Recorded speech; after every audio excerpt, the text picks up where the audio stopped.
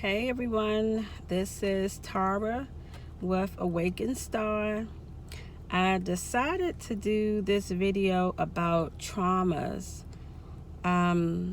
due to why and how I am trying to understand my spiritual connection right now and trying to pinpoint exactly what I went through to have this divine connection right now.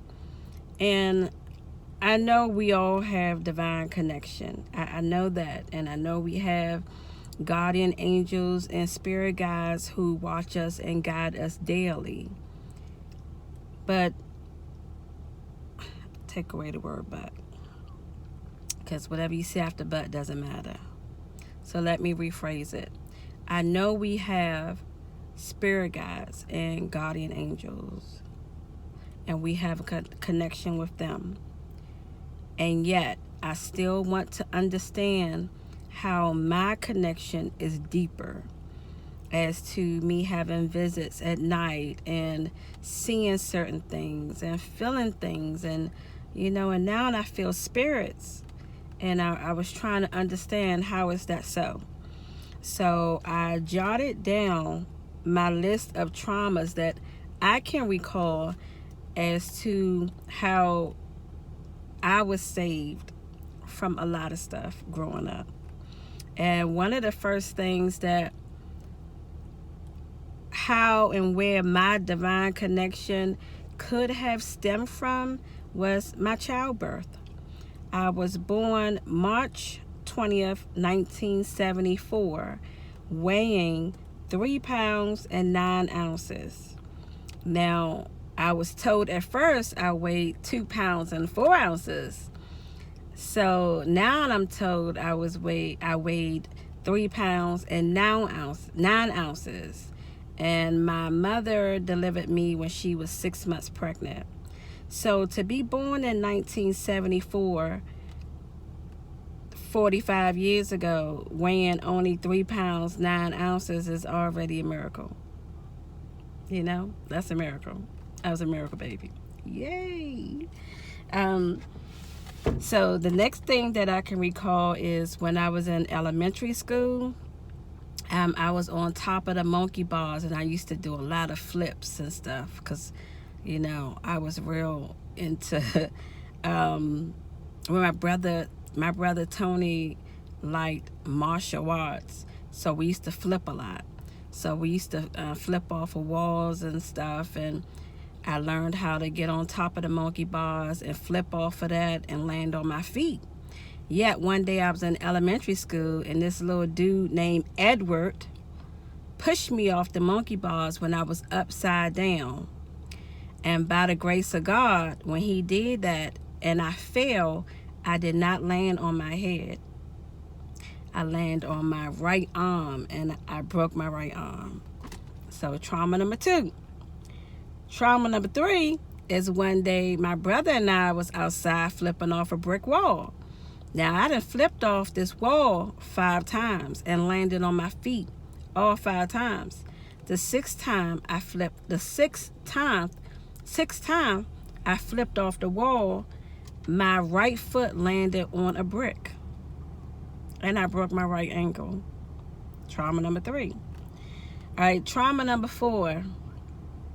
Growing up, my mom was in a different place, and she used to tax my ass on a regular basis. I remember being beaten with anything that she had in sight. Either it was a broom, a belt, a pan, a hanger, or whatever. So I call that as being child abuse at the age of 45. I can now state that I was abused as a child. I can say that now. So that could have traumatized me as well. Number 5, in 1994, I used to live in Virginia across the Woodrow Wilson Bridge. And I remember one day going to class, because I was in this medical assistant class after high school, I hit the back of a gas truck. It was a 5-car collision. So a car stopped on the middle of the Woodrow Wilson Bridge because their windshield wipers didn't work after a morning of snow. And they stopped. So a car hit the back of them. A car hit the back of them. A gas truck hit the back of them. I hit the back of a gas truck. And someone hit the back of me. I see this so clearly in my mind's eye to this day that I should have been on fire the way and where my car hit the back of the gas tank. It did not explode. I hopped out my car and ran towards traffic due to me thinking I was on fire. And I remember yelling, "I'm on fire, I'm on fire." And then people were stopping their cars and honking, and they got out. They was like, "You are not on fire." And I was like, "I am, I'm dying, I'm dying." They was like, "You are not." And I looked, and he was like, "You're just bleeding." I'm like, "I'm bleeding." And I put my hand at my face, and I was bleeding because my face hit the steering wheel. The airbag didn't come out. And I had an Acura Legend. And that was very traumatizing. And I don't even know how I was running because I slammed on brakes so hard, I tore ligaments in my right leg. So I end up having to wear like a brace and walk on crutches for a while for my right leg. I was on fire in my mind, but I wasn't on fire. That was traumatizing like a mug. That was more traumatizing than anything else on my list. Seriously. But right after that, still in 1994, the person I was dating, who is number 7 on the list, used to still make me drive to school, drive to class, medical assistant class. That one day I drove to class and I was going to meet him after class. Someone ran a red light and ran head on to the car that I was driving. That was traumatizing as well. Not as traumatizing as hitting the back of the gas truck, but for me to have 2 accidents back to back, I didn't want to drive anymore.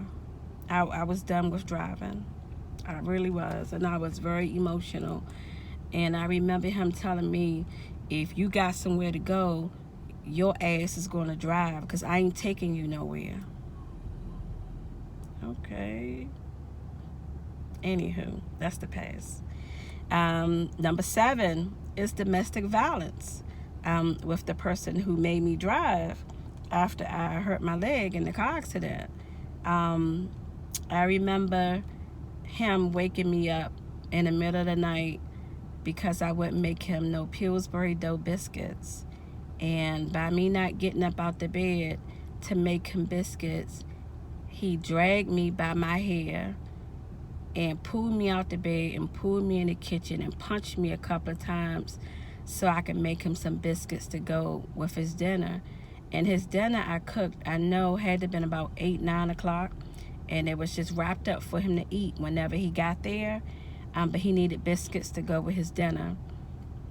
And he waited in the kitchen until I made fucking biscuits. After that, I left his ass and I divorced his ass. That was it. That was it. Number 8 is me having nose surgery in 2011. And why that was traumatizing to me, because I can vaguely remember me being in the observing room after the procedure and the nurses being over me saying her heart rate is low, her blood pressure is low, let's give her more of this and give her more of that. I remember that. I don't know what happened, but that surgery took a toll on my body. I had a deviated septum and some other stuff I had to get done in the inside of my nose because I couldn't breathe out my nose. That could have been pertaining to the domestic violence in number 7 because I got punched in my face a couple of times. He's a fucking asshole. Number 9 is having a hysterectomy in 2016. And I remember as well that it took them a while to move me to a room because I would not wake up. I remember coming in and out of my sleep and having 3 to 4 nurses over me talking about my blood pressure and my heart rate. I don't know what is up with my body with anesthesia, which I don't recall ever having a problem with that when I was younger. But my body takes a while to recover from anesthesia. That my heart rate and my blood pressure just goes down. And I remember from my hysterectomy going in and out like I just couldn't get myself out of this deep sleep. I could not. But it felt like someone was pushing me to do so. So I'm really grateful because I have 4 kids. And I had to get up for my kids. Why am I about to cry now? Anywho. Number 10. Dental surgery in 2018. Again with anesthesia. It took me a hard time to get out of this anesthesia and to get myself together from the dental surgery. I had dental surgery on a Wednesday in December. I didn't get myself right until the following week, which was Monday or Tuesday. I could not get myself together. It's just something with me and anesthesia. I take a while. And then number 11 is, number 11 actually goes back to middle school, junior high school, and high school.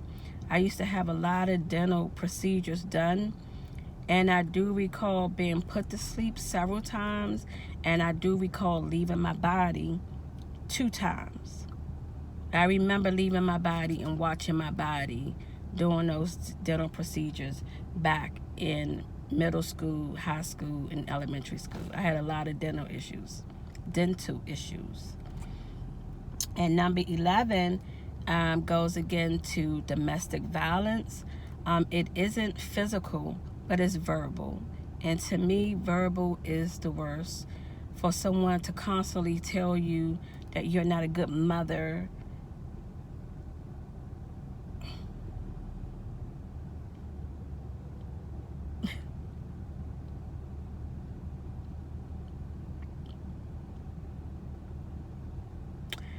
or that you just not nothing.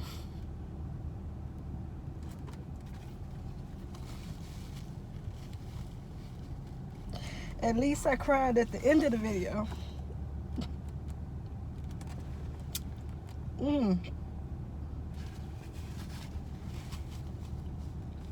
Anywho,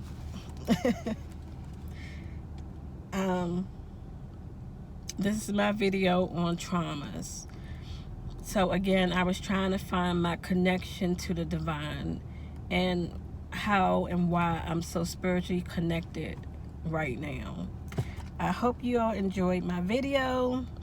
Like, subscribe, comment, share. Again, this is Tara with Awakened Star. Have a good day.